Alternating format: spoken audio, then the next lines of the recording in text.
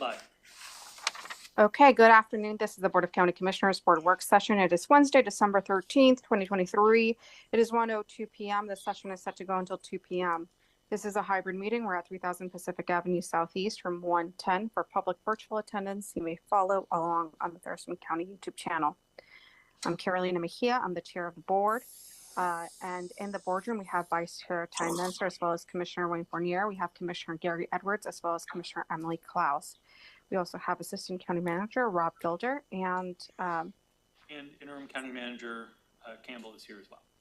Perfect. And Interim County Manager Robin Campbell as well.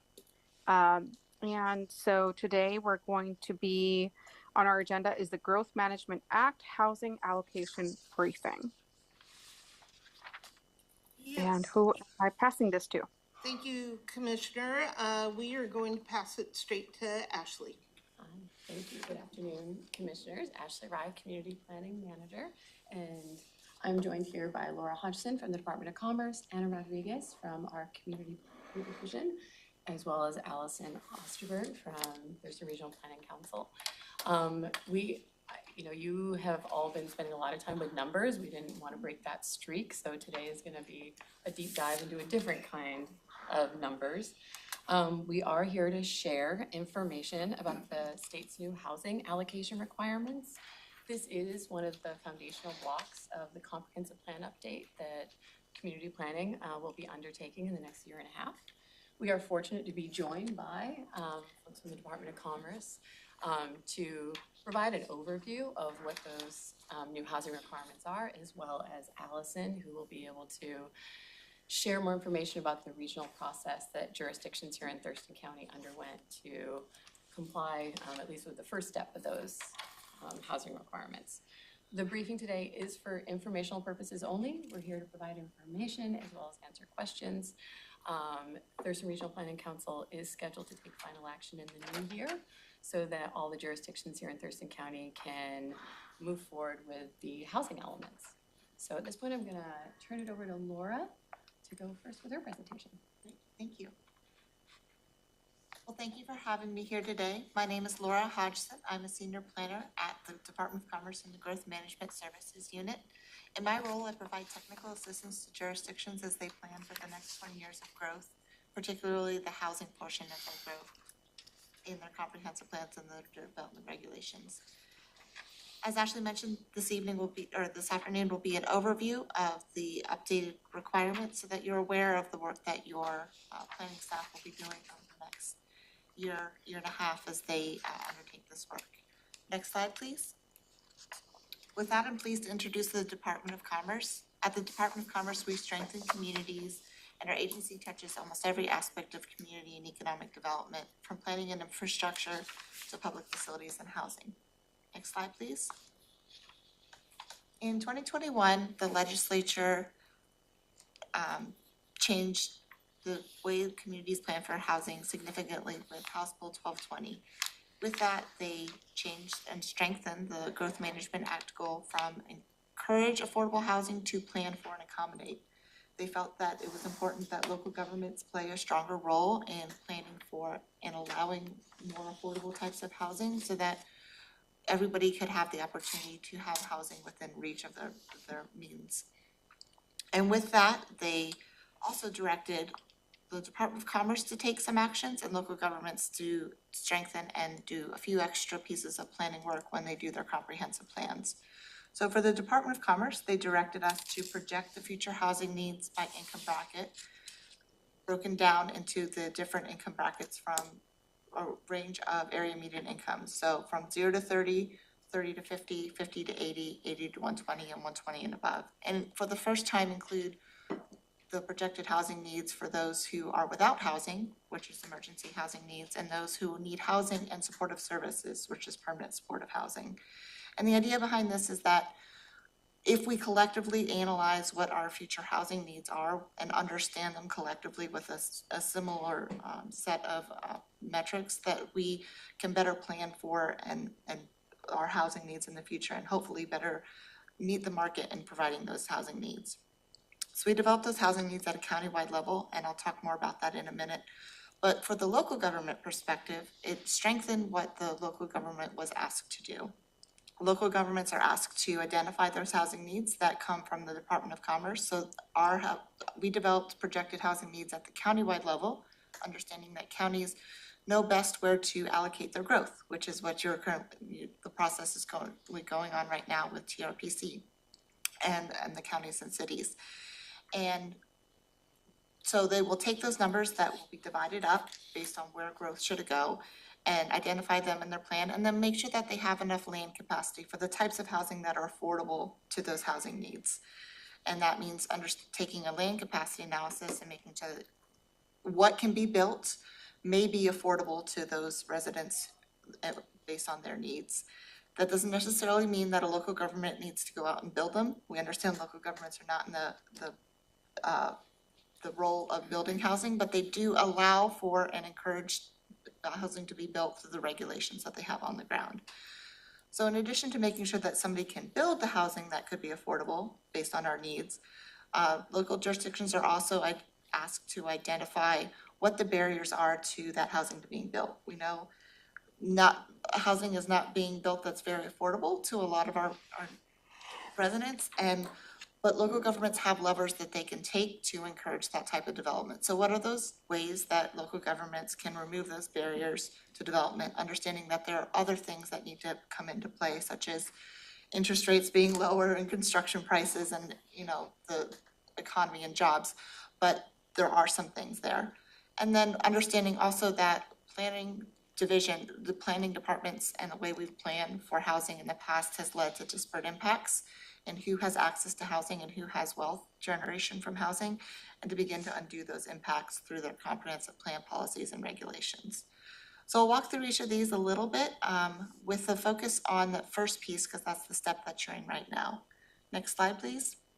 We do recommend that jurisdictions kind of take this in a process where they first decide how much growth they are going to plan for and what type of housing that needs to be as they think about how much of that housing by income bracket needs to be planned for by each jurisdiction. And then they'll look at their zoning, which is their land capacity, and then evaluate those programs and barriers to affordable housing. And then while they're doing that, evaluate what other policies and regulations they can do to address and remove the disparate impacts that we see in housing. And then update their policies and regulations finally with their updated comprehensive plan and development regulations at the end of the periodic update cycle. Next slide, please. Are you taking any questions? I'll defer to, sure. I'm just wondering, all this identification of needs and stuff, is this at the countywide scale or is this section of the county by section? Like if all the housing's in North Lacey UGA, that's good enough because it's enough? Or do we have to look at, okay, there's Grand Mound, there's Tenine, there's Yelm, there's Olympia, not everybody is gonna wanna live in one particular part of the county. Yes, all jurisdictions in the county come to the table through the process, hopefully through the process. I'll defer to Allison on how that process has gone. Every community gets is determined, takes a share of the housing. So we're looking at unincorporated county right now? Yeah, well, yes, As a block? It's gonna, Allison will touch on the regional process for allocating this to all the jurisdictions within the county. So rural unincorporated UGAs as well as the cities. Okay. We've got lots of charts that I think we'll they're be showing. going to be getting to that coming up. Okay, next slide, thank you. So what this, from a statewide perspective, looks like is 1.1 million new homes over the next 20 years. And as I mentioned, because we have not been building as much housing and the type of housing that's affordable to people, this ultimately looks like a shift in the type of housing that we need to plan for. Again, jurisdictions won't be building it, but they can be laying the groundwork to allow it to happen. And that is why you'll see in some of the numbers from the allocation process that a large portion of the housing needs are for the lower income housing segments, because we haven't always been planning for it and also the market hasn't always been building it. So how do we allow for that to happen and then also encourage that type of development to happen? Understanding that there will need to be millions of dollars from the state and the federal government to support this ultimate goal, but there is some levers that local governments can do. Next slide, please. The projected housing needs that come from Commerce as I mentioned, come at the countywide level. The county will then work with each of the cities to decide how those numbers get broken up. So a portion of the county's share of housing needs that come from the Department of Commerce model will go to Lacey, will go to Olympia, will go to Grand Mound, will go to Tenino, will go to Yelm, will go to the rural unincorporated county. And it is up to the discussions that have happened and are happening right now to decide what share of housing in each income bracket will go to each jurisdiction. And that's a complicated process. It's in the past, the way that planning has typically been done is we say, this is the number of housing units we need to plan for in the future, and everybody gets a share of the housing units. Now that we take into account what type of housing units need to be built to meet people's different affordability needs, because, for example, a teacher does not make the same as a CEO, does not make the same as somebody working from Starbucks. People can afford different types of housing, and so we need to think about that in our planning. And as they do that, they'll need to divide up these numbers that come from Commerce. And we have provided a tool to help them take the numbers that come from Commerce and are developed through a generative tool to divide up those housing need numbers. And they can do that through a variety of different ways. They can use the tool. As I mentioned, there's two different ways to do that. Or they can come up with their own custom method on how to divide up the needs. We presented two different frameworks that jurisdictions can use to divide up the numbers. One is called Method A, which focuses on new growth, which says everybody does the same thing going forward. Everybody plans for the same share of housing moving forward. So everybody gets 20% of the housing needs in the 50 to 80% category. An alternative method is Method B, which says that in the future planning year, 2045, everybody will have the same share of housing in each income bracket. So Tenino will have 20% of the housing in the 50 to 80% bracket. Olympia will have 20% of their housing in the 50 to 80% income bracket. And what that means in terms of how those numbers are divided up means different things. A jurisdiction, though, can decide that the county can decide if they want to divide it up in a different way. And it sounds like that is the recommendation from TRPC at the moment. Next slide, please. As jurisdictions go about this process, there's flexibility and there's a little lack of flexibility because of the way that the state directed this work. So counties and the cities may choose how much they think they're going to grow over the next 20 years, where that growth goes, and what type of growth goes to each jurisdiction. So for example, what type of housing? Is the more affordable housing going to be spread out equally across all jurisdictions, or is it going to be is more of that more affordable housing going to go in the areas where there are transit and jobs and services? And those are decisions that the county and the cities get to make at this time.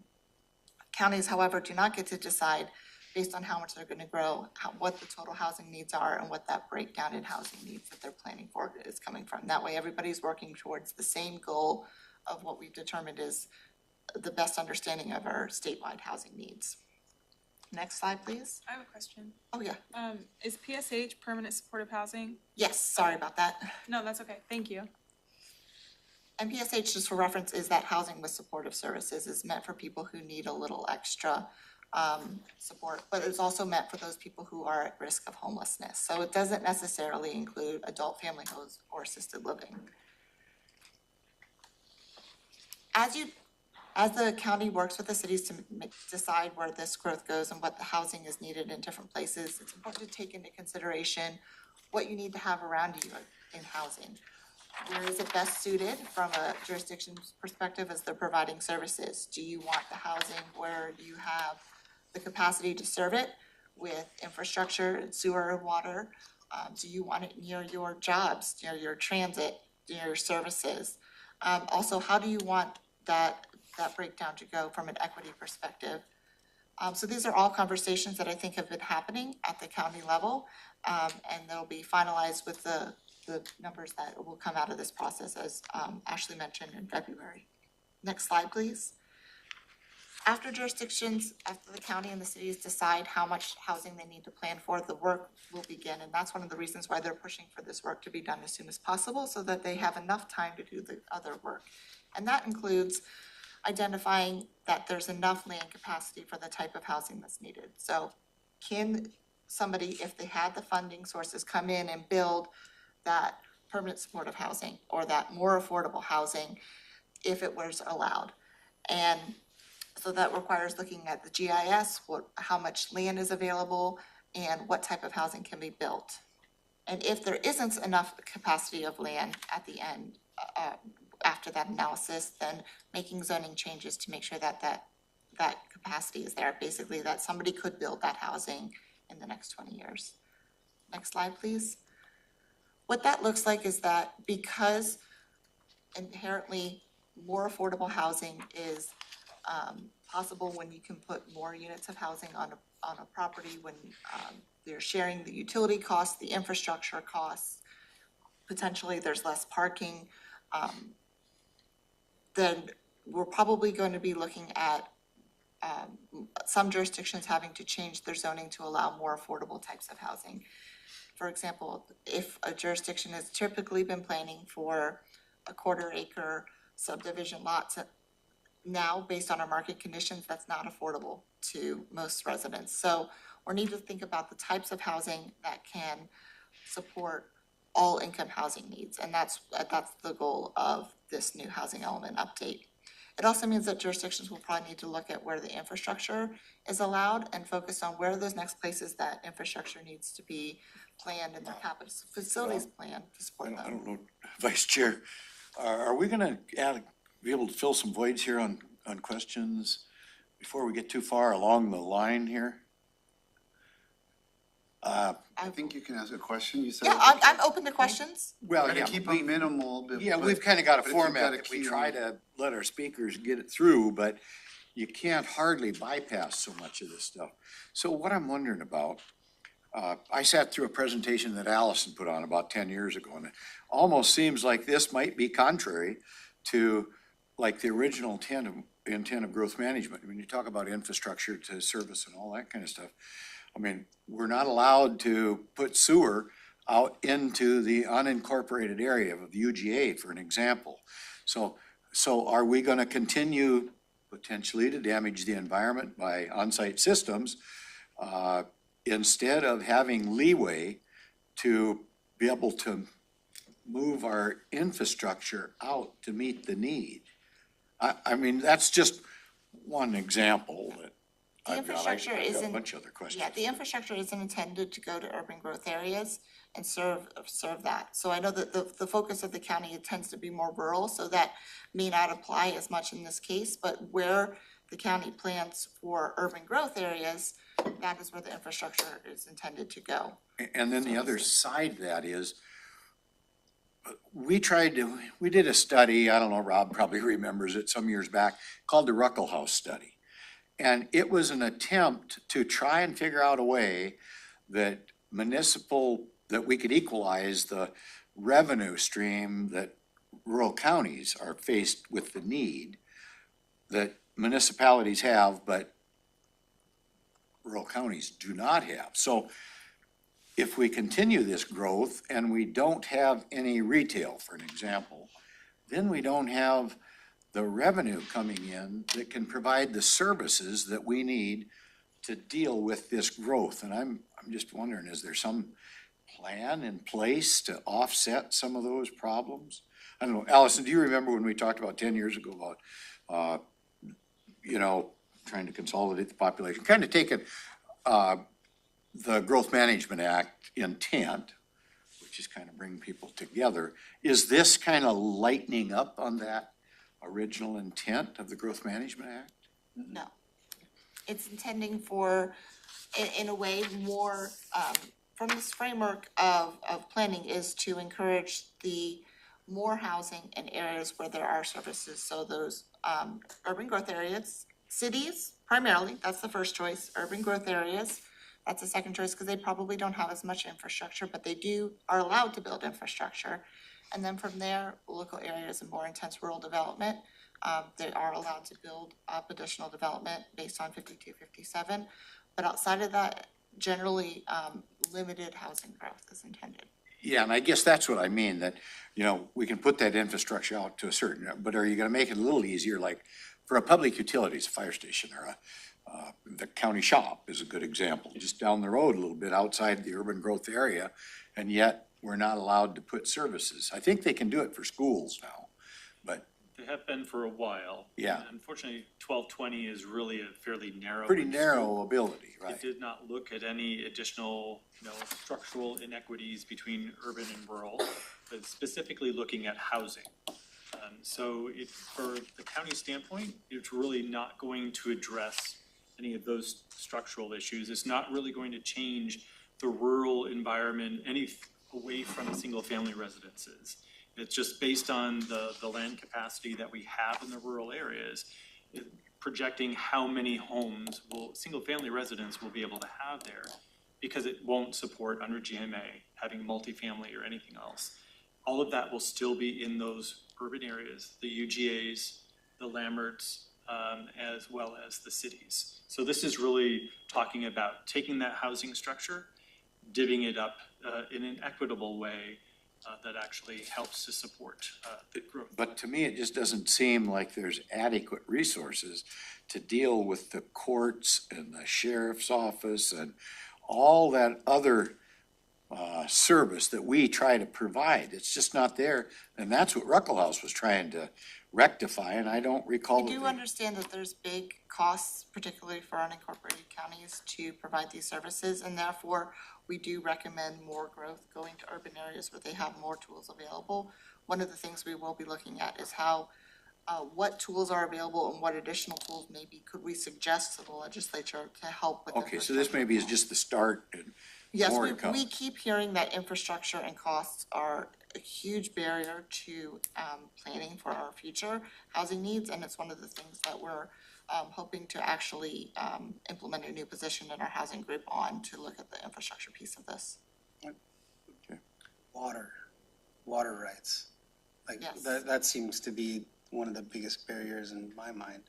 And how do you push growth and ensure that you're pushing in places that the water rights even exist? Yeah, and that requires planning and maybe that's a piece of the information that needs to come to the table as you are making these zoning changes and these allocations of need. Are you planning for that growth in places where there could be water rights available? Either purchase them or currently, build out utilities to service them. Whether that's, I know a desalinization plant is probably not the option, but what are the ways to do that in a way that is consistent with the growth patterns that the community needs and wants? And Allison will touch on this when she gets to her presentation, but it's important to remember that the numbers that the state used in coming up with these allocations by county, they're numbers that were already reflected in the county's buildable lands analysis. It's not additional units on top of those that were already projected. It's basically taking those housing units and population projections and divvying them up rather than adding new ones on. And so I won't steal Allison's presentation, but that is just an important thing to, we already have a certain number of housing units and populations projected for the county in the rural areas and UGAs. Shall we continue? Yes. Next slide, please. So in addition to, Sorry, this is perfect. Did you have a question? she did. Yes, I did. I was going to ask, and I don't know if it's the right time right now, but I've heard you talk a little bit about the building of affordable housing and creating, right, that space. But I'm wondering about when we're talking about building, right? Like, is it what specific? Is it mobile home parks? Like, are those kind of put into the equation as well? Because that is a form of affordable housing. And then are we also is keeping the affordable housing that we already have also into this information? Yes, both of those are going to be key pieces of this puzzle. For example, if we don't preserve the existing affordable housing that we currently have, then achieving our affordable housing needs in the future is going to be even harder because we'll have to make up for those units. So preservation is a big piece of this puzzle and having policies about that. And that wraps into overall policies to make sure that you have enough housing, but also into the disparate impacts piece that I'll talk about in a moment. And then also mobile home parks are going to be some of the ways, if they're located in appropriate places, that may be a solution to affordable housing needs. And we're happy to explore that more with you and our housing division, which is looking into that and has a unit on mobile home park preservation and other affordable programs such as that. So in addition to making sure that there's sufficient zoning for housing, and I realize that in some contexts in the rural area, that is, there are limited options because we do want the growth to be in areas such as urban growth areas and cities under the GMA. But also thinking about how within the tools that we do have available, can we encourage more affordable housing to be built where it is allowed and where it is appropriate to be built. And that involves looking at your regulations and reviewing what are the barriers to more affordable housing being built. For example, in the more rural areas, maybe that is, how do you build smaller units or accessory dwelling units that are possible? Where can you encourage more affordable housing types and landmarks in the unincorporated urban growth areas to meet those housing needs? So under the comprehensive plan, jurisdictions will identify what those barriers are, and they may be local, they may be state, they may be funding, and develop an action plan to work towards actions that are within their control to remove those barriers moving forward. And I know the county is actively working and thinking about creative ways to do that, and we're hoping to partner with them and thinking through some of those options because sometimes we have to think outside the box. Next slide, please. In addition to planning for the zoning and looking at the barriers to affordable housing, one of the things that jurisdictions also need to think about is how to undo disparate impacts that may have happened in our housing to date. And that involves understanding if there are disparate impacts in your community, analyzing the data, and we have the data available from Commerce on our website, and then evaluating your policies to see if there's any ways that you can revise your policies to, in your comprehensive plan, to encourage more equitable development and prevent displacement, particularly as one of the commissioners was mentioning, and mobile home parks or other areas where there's affordable housing, preserving that affordable housing that you have right now, because we don't want the disparate impacts of displacing those affordable housing right now, and then updating your regulations to support those policies. Next slide, please. Can you give an example of a metric that would demonstrate racially disparate impact on housing?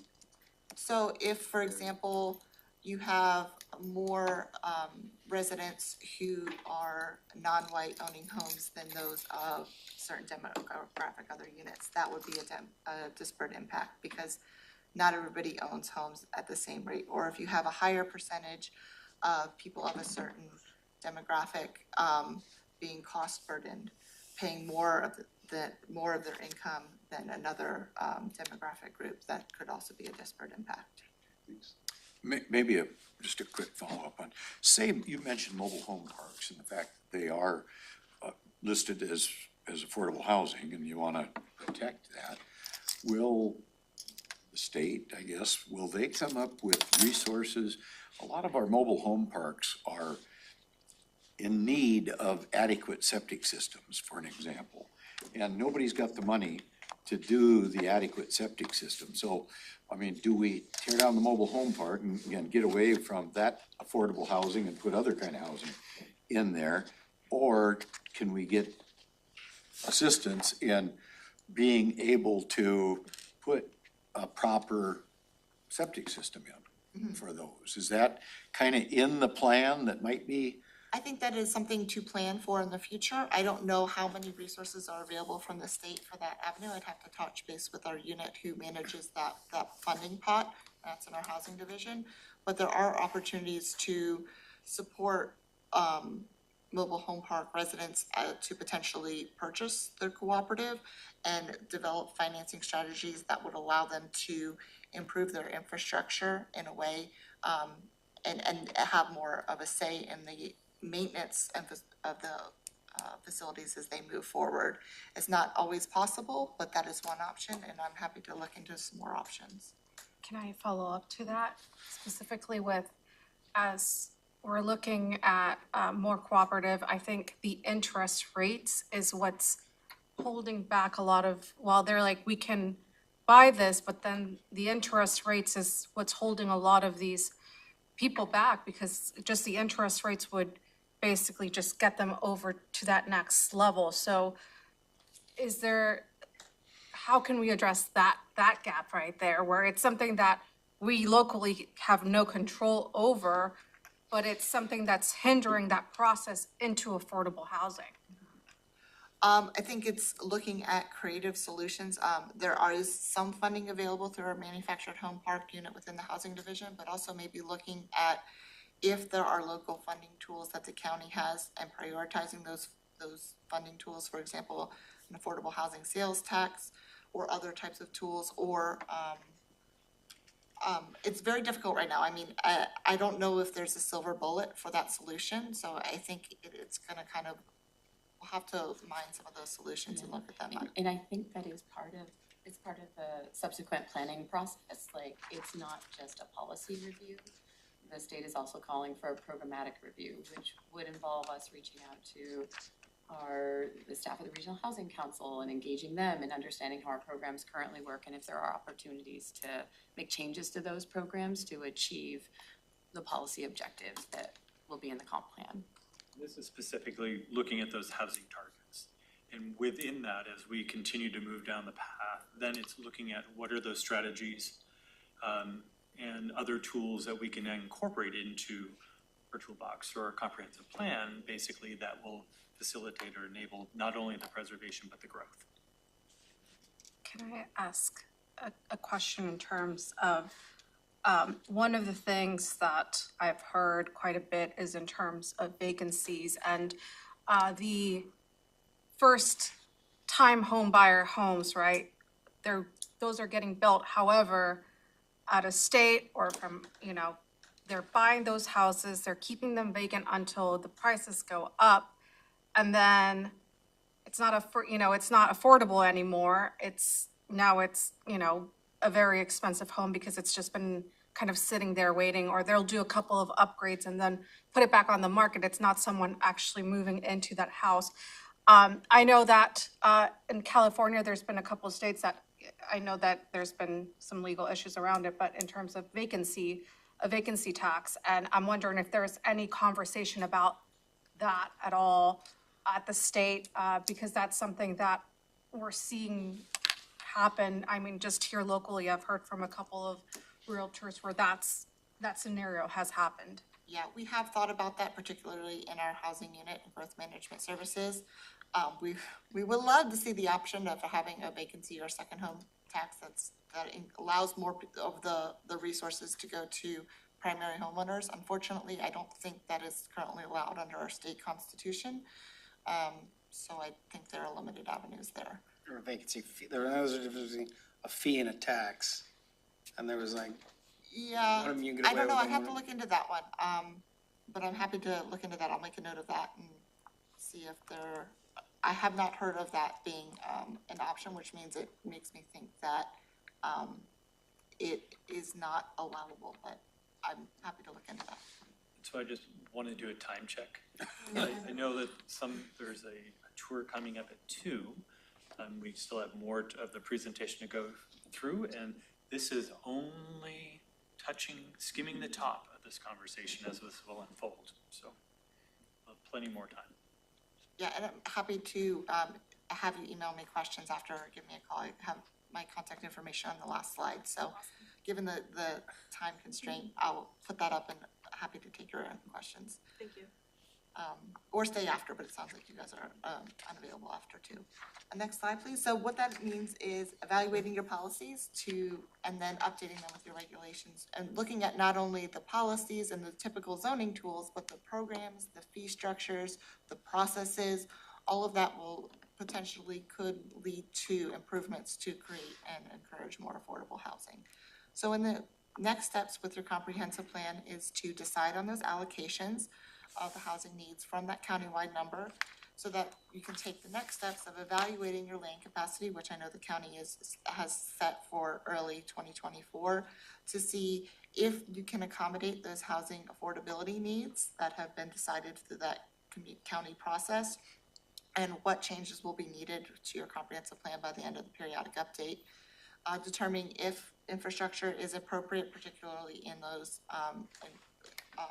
unincorporated urban growth areas, identifying those barriers to affordable housing and what programmatic zoning and or fee structure changes can be done to encourage more affordable housing. And then looking at evaluating how you can address and turn the tide of racially disparate impacts, exclusion and displacement.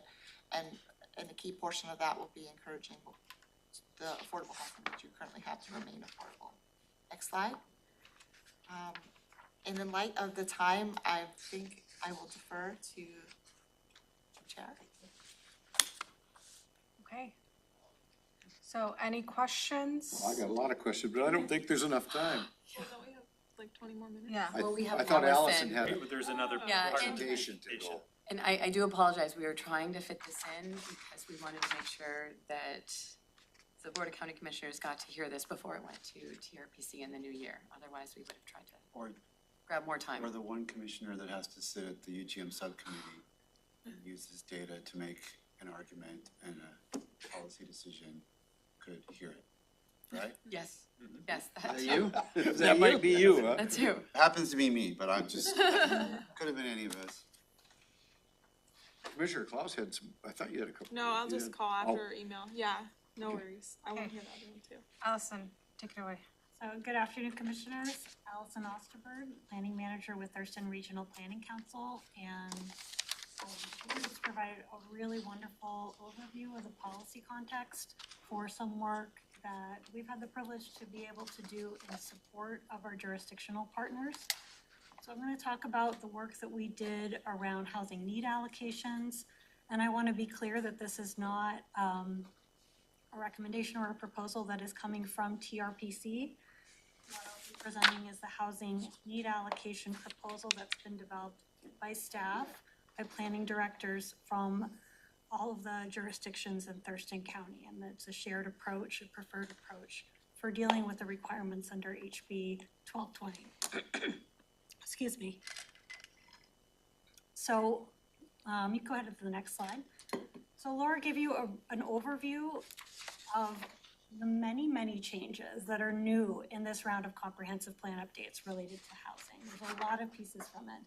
And so what I'll talk about is just one small part of that work that will be coming forward to you. I'm sure there'll be lots of discussions with Ashley and her team about how we deal with housing in our region and in Thurston County's comprehensive plan. But the requirement, just to reiterate, House Bill 1220 said that jurisdictions must now plan for and accommodate housing affordable to all economic segments of the population. And in our, the work group that we had around this, something that came up that folks discussed and they wanted to recognize is that most housing is built by the public sector. With some exceptions, local jurisdictions do not build a lot of the housing, and certainly not the amount of housing that we need in our community. But what is required, as Laura went through, is in your comprehensive plans, we have to identify the need for housing in our community, the needs of people at different income levels. Those income levels for this law are really, really specified. And jurisdictions will need to have policies and programs and regulations in place that help enable that housing to be built, to remove barriers to it. You can go ahead to the next slide. So housing work is not new in our community. The new requirements build on a lot of great existing work across our jurisdictions. All of these plans, our comprehensive plans, the policies in the countywide planning policies, housing action plans, the homeless crisis response plan, they all include policies that promote affordable housing to a range of income types. And the one thing that House Bill 1220 builds on that goes past sort of the general need for affordable housing to say we have to put some numbers to that need. They're not targets, and something we talked about a lot is what we're trying to define is given what we know about the population growth in our community over the next 20 years, and given what we know that we will have people at different income levels, this is the housing that's needed. And so as we've been presenting the numbers to different folks and different jurisdictions, it looks like a lot of housing because it is a lot of housing. And it's because we have a lot of population growth, and we already know that we have insufficient amount of housing that's affordable to people at all levels. And that's something that, looking forward, this law is making jurisdictions reckon with in their comprehensive plans. What is that gap between the need and what we have on the ground? So go ahead to the next slide. I'll just touch on this briefly.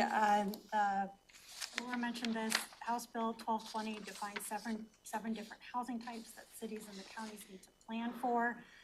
Those are tied, for the most part, to the percent of area median income. And then we also need to plan for certain housing types, including emergency shelter, emergency housing, and permanent supportive housing. So we'll go ahead to the next slide. And what we know is that the need for housing in our region is great across all income levels.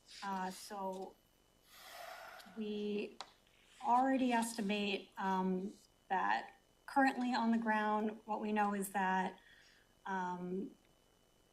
countywide, looking at 2020 numbers, we have 121,000 homes that are available. You can see that how that's distributed across different income groups.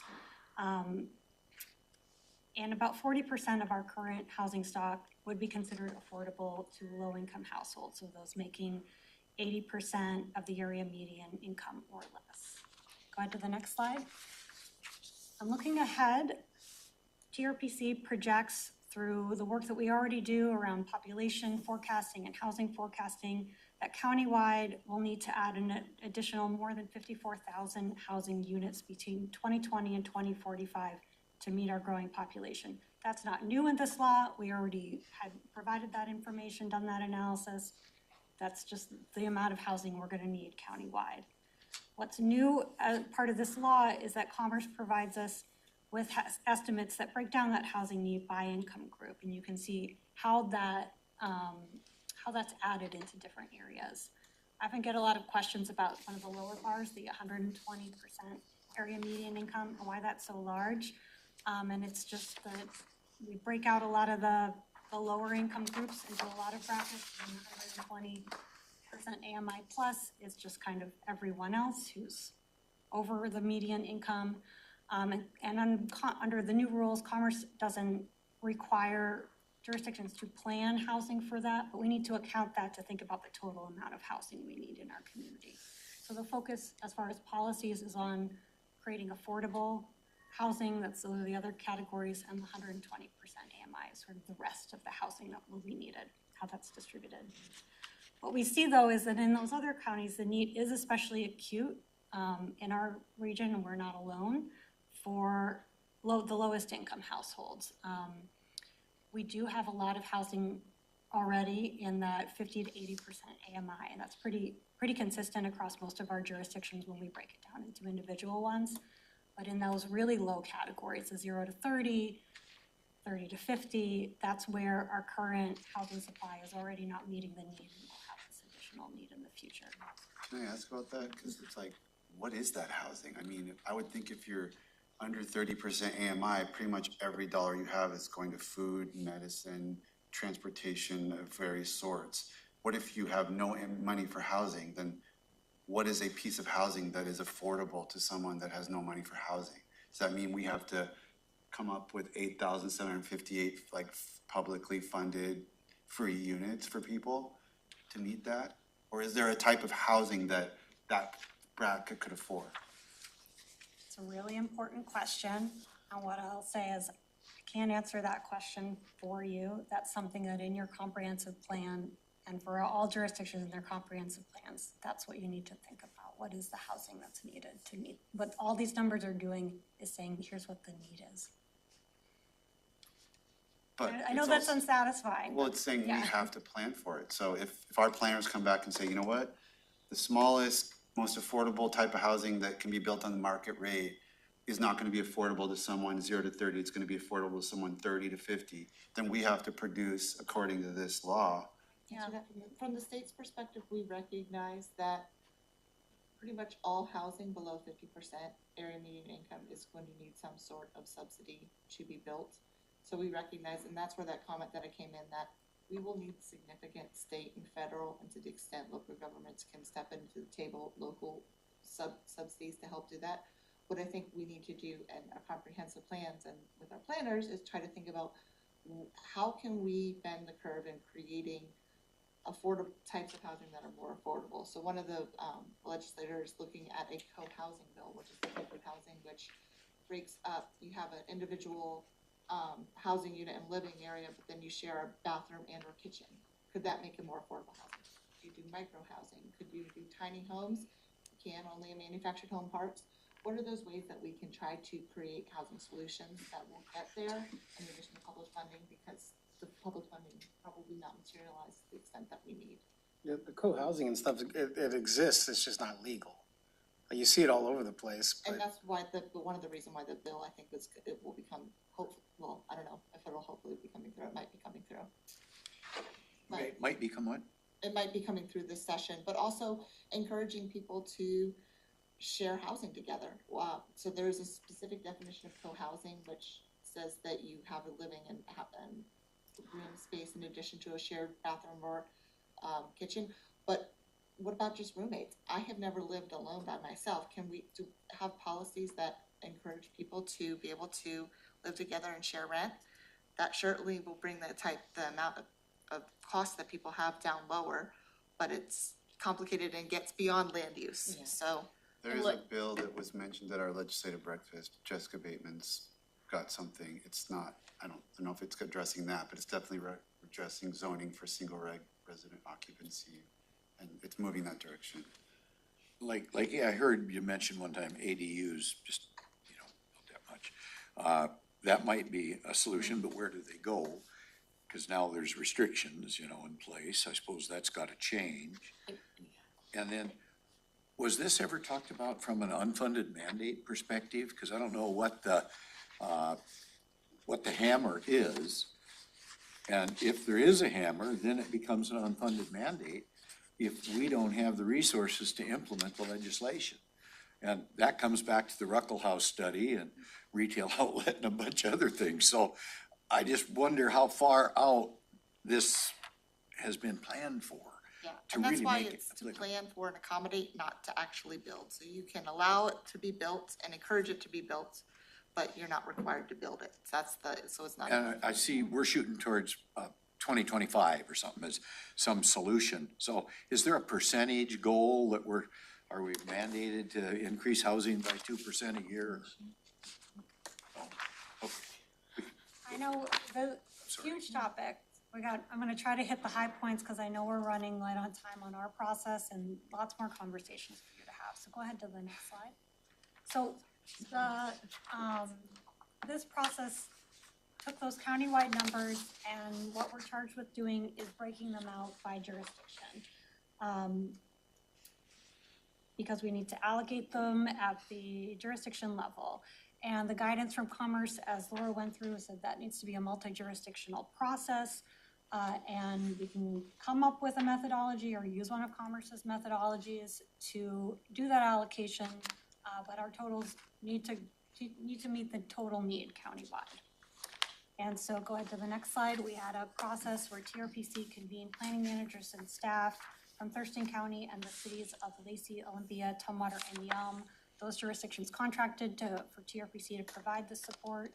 We also invited representatives from our smaller jurisdictions, Tenino, Bucota, and Rainier to participate.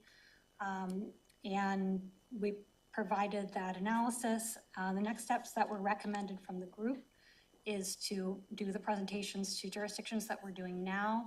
And the recommendation is to take the proposed allocation to Thurston Regional Planning Council for them to approve early next year, to provide kind of a basis for all the jurisdictions to use the same numbers for their comprehensive plan updates, since everyone's working on that same cycle. Go ahead to the next slide. As part of that planning process early on, we talked with the staff about what are the values that should guide how we allocate housing.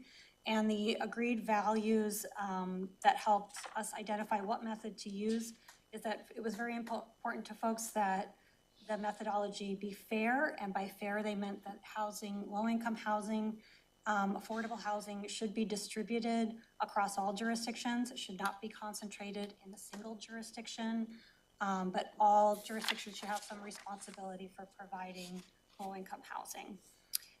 But it should also at the same time recognize that there are differences among jurisdictions and the distribution of existing low-income housing. So we needed to be fair. Secondarily, it was important that the method be clear, easy to communicate, easy to replicate when we need to do it again. And finally, that it be cooperative, that it build on our existing processes and ways of working together, and that all the jurisdictions agree on it. And so go ahead to the next slide. So as Laura mentioned, Commerce provides a tool and some different methodologies. We just needed to meet the minimum requirements, and go ahead to the next slide. There we go. And I'll just zip ahead to the preferred allocation. We also reviewed work that had been done by King County, Snohomish County, Kitsap County, Pierce County, all of which are ahead of us in the Thurston region for their comp plan updates, and so had already done some work around this. And so we looked at what methods did they use. And where we landed was on the method used by Snohomish County, which is a hybrid method of Method A and Method B that Commerce provided. And it's based mostly on Method A, which is a method that allocates, when you look at the new housing that's required, allocates equal shares of that housing to each jurisdiction. So it does distribute low-income housing needs across jurisdictions. But then we also wanted to give credit to jurisdictions that currently have a disproportionate share of low-income housing. And so we started with that Method A. We then looked at it compared to what's the housing on the ground in jurisdictions today, and adjusted the numbers to account for some of the housing that's already on the ground. It does match the countywide need by income and the total housing projections that we have countywide. And this methodology can be easily replicated in the future. So it meets our criteria that we set at the beginning of this process. Go ahead to the next slide. I'll walk through the numbers for Thurston County specifically. So starting with, this is information that was already available before this process through the current buildable lands report, which was adopted in 2018. In Thurston County will need over 5,000 new housing units to meet the growing population, plus 9,000 units in the UGA. Go to the next slide. And when we look at how that housing supply is broken out in these income brackets, currently you can see the county's existing housing supply. And like I mentioned, our biggest parts are in those middle income ranges. And that kind of shows, yeah, go ahead, that's great. And then this slide shows the results from this process,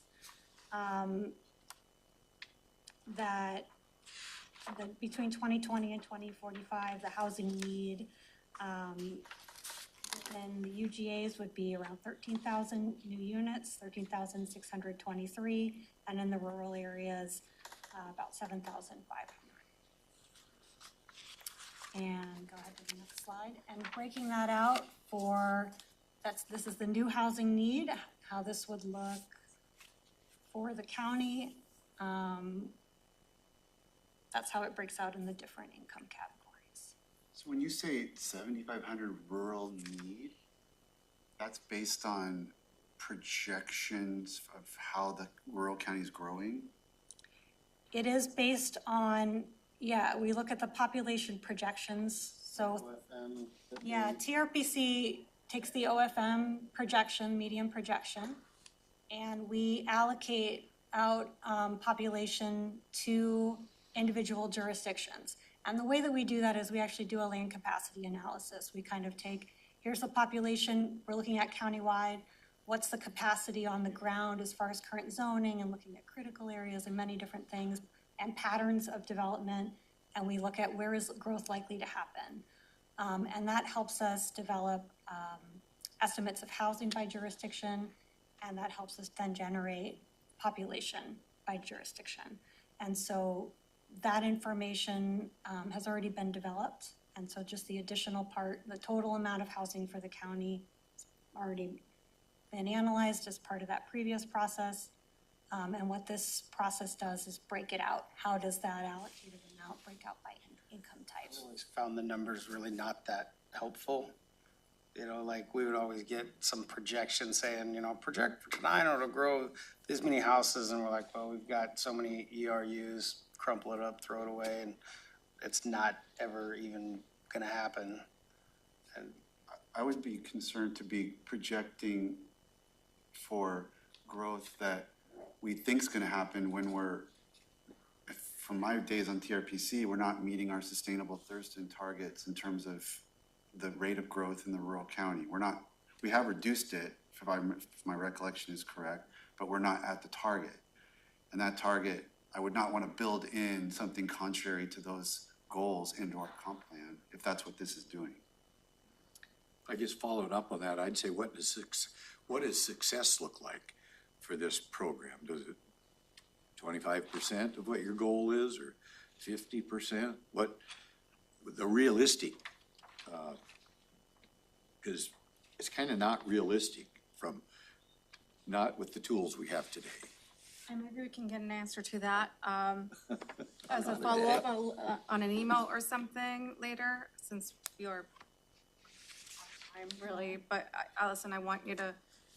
I think we're at the end. There might have been one more, which is just to show how that housing need is distributed across all our jurisdictions. I know this is a really complicated issue. I know Ashley has said if you have more questions, we're happy to come back and talk more about it in the future. The housing allocation process is just the first little bit. It's information you need to do the rest of the steps. I think that's the important thing. So, yeah, so then if we can get maybe a follow-up, Ashley, if you wouldn't mind, kind of with the last questions that were asked by Commissioner Menser and Commissioner Edwards, and I'll get that by email, and then just depending on how we feel, we might need a follow-up briefing on this and have more conversations. I don't know how the rest of the board is feeling. Is this, can I ask a process question? Like, is this analysis that you're presenting to us something that's gonna be baked into, where does the board decide anything related to this? You just these are the numbers, it's out of our control, or is this gonna be baked into analyses in the comp plan that we will then adopt or not adopt or change or whatever? I mean, where does our decision point touch this presentation? So our current comprehensive plan reflects the buildable lands analysis that was adopted in 2018, is my understanding, is the 2020. Further back. Your current one is at the previous buildable lands analysis. Sorry. Thank you. So it would be reflecting the most recent buildable lands analysis, which is what this information is based on, and the current countywide planning policies. So that fair distribution really reflected current countywide planning policies that exist today.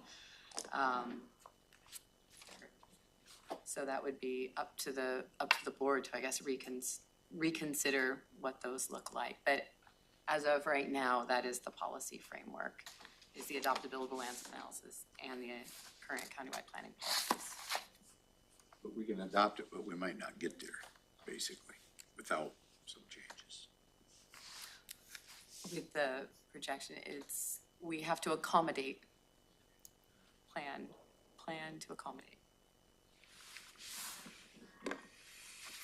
Can you take, I know there are still a lot of questions. I have my cards here, in case anybody has questions. I'm happy to follow up on the call with anybody or email with answers to questions. So I realize we're out of time, so. Yeah, Ashley, and I guess I will throw this recommendation out there, maybe next year, I'll stop saying January, but next year we can have a follow-up on this conversation and kind of I know that there's still a lot of questions. I know I have a lot of questions still concerning this data and would like to have more conversation with the full board on it.